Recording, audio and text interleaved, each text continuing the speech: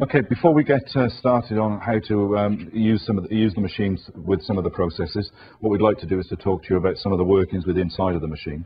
The machine is made of two parts: the lid of the press, the base of the press.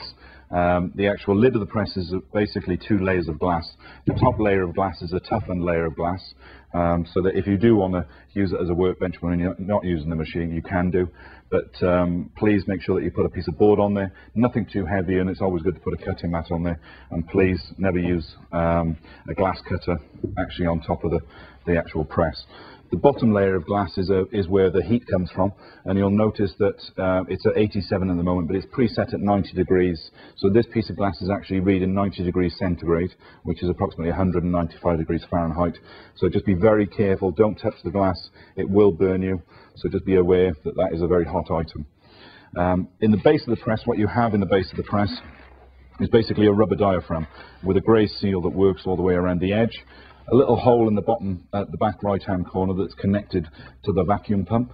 So when you close the lid, the actual grey seal seals all the air inside the press. You switch the pump on, the air is extracted from within inside the press.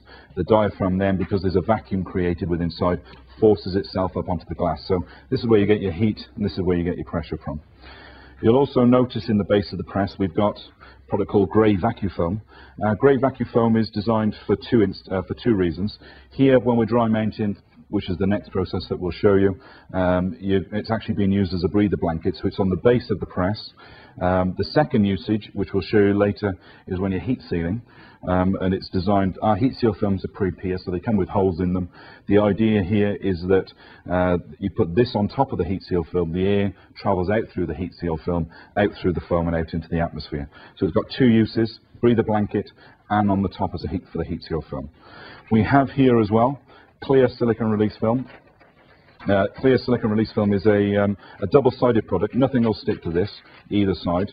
So again, here when we're dry mounting, it goes on top of the print, so that if we do have any overhang of dry mounting tissue, it's not going to stick to the lid of the press. When we're heat sealing, we'll basically flip both of these over so that the silicone release film is on the bottom and the heat seal film, the foam is on the top. The idea then is, with heat seal film, the adhesive is facing downwards, so again, it's not going to stick to the base of the press. With the silicone release film, just be a little bit careful when you're using it. We're just going to set it up for the dry mounting process that we'll show you next. So we're just going to roll it back. Just be a little bit careful because it can sometimes kink. So we're just going to roll it back on itself, just being nice and gentle with it, so that we're ready for when we're sticking a picture in. The first thing that we'd like to show you is basic dry mounting. So it's sticking a picture. This time, in this instance, we're using just a movie poster, mounting this down onto a piece of card that we've got here. This is a piece of white display board that we sell, 2mm or 2000 micron thick. We're going to be just sticking this picture down onto this board.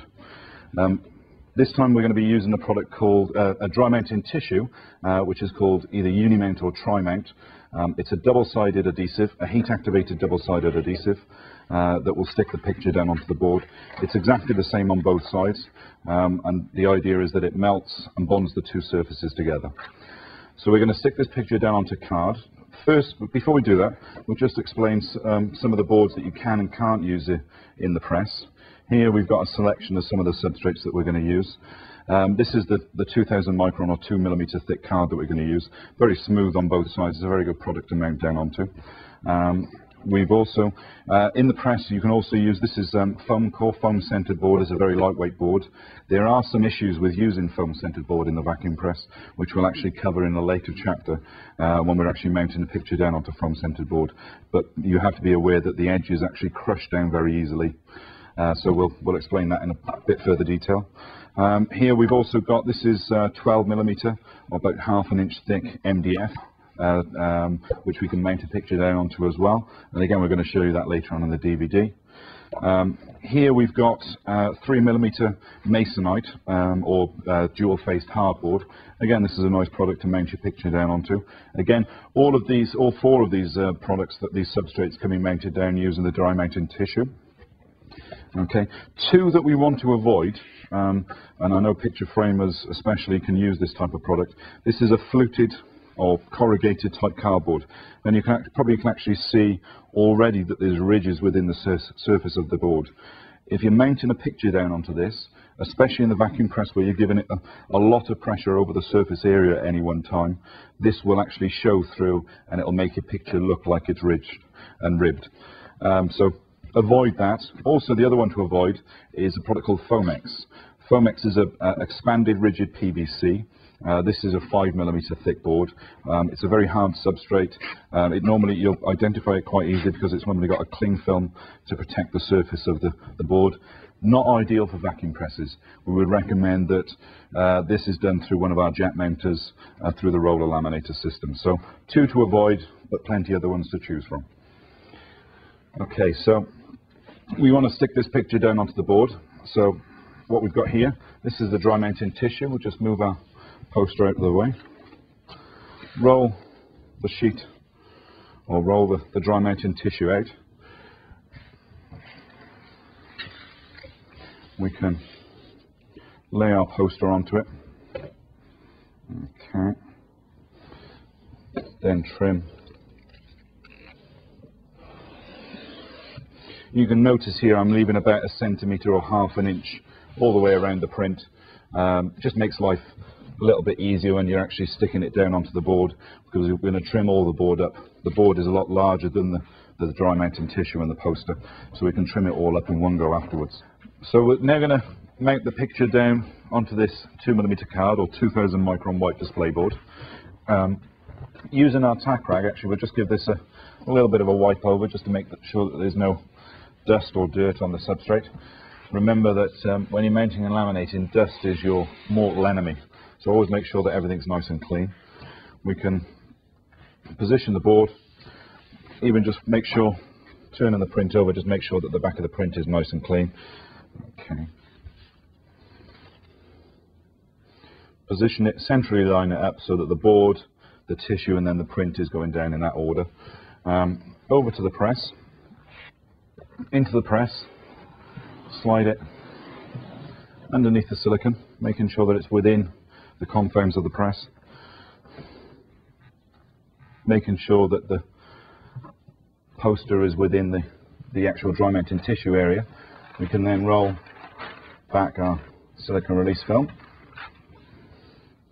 making sure that it covers the dry mounting tissue. Close the lid of the press, pop the latches on, and then press the start button. You'll notice that we've actually got the timer set at 2 minutes and 20 seconds. The 20 seconds is basically to allow the time that it's going to take for the actual press to pull pressure, to extract all the air, and you'll hear the pump changes sound now, and we're just at pretty much at 2 minutes. Okay, so that's going to take, for that size of, for this type of poster on this type of substrate, using a unimount or trimount dry mounting tissue, it's going to take approximately 2 minutes in the press. So you can see that the actual cycle, the machine has come into the end of its cycle. It's counting down 23, 22. So we've got this preset. Well, at the end of, when it gets to drops down to 0, you'll notice that the pump will switch itself off. This will reset itself back then to 2 minutes and 20 seconds. We can then undo the latches, take the work out. So pump switches itself off, as you can see, 2 minutes 20 seconds. Air is allowed back into the press so that it's going to be easy when we undo the latches, just to lift the lid of the press up. Just be a little bit careful when you're lifting it up that the silicone doesn't come up with it. That has a tendency then sometimes to crease the silicone release film, so the better that you can protect it yourself, the longer it will last. So again, we're just going to roll it back, get the silicone release film out of the way. So we'll lift it out, get it onto a flat surface, onto your workbench, put it onto a cutting mat. We'll actually absorb the heat, so it takes the heat out of the board quite quickly and allows it to cool nice and flat. All you need to do then is just trim it out and it's ready for framing.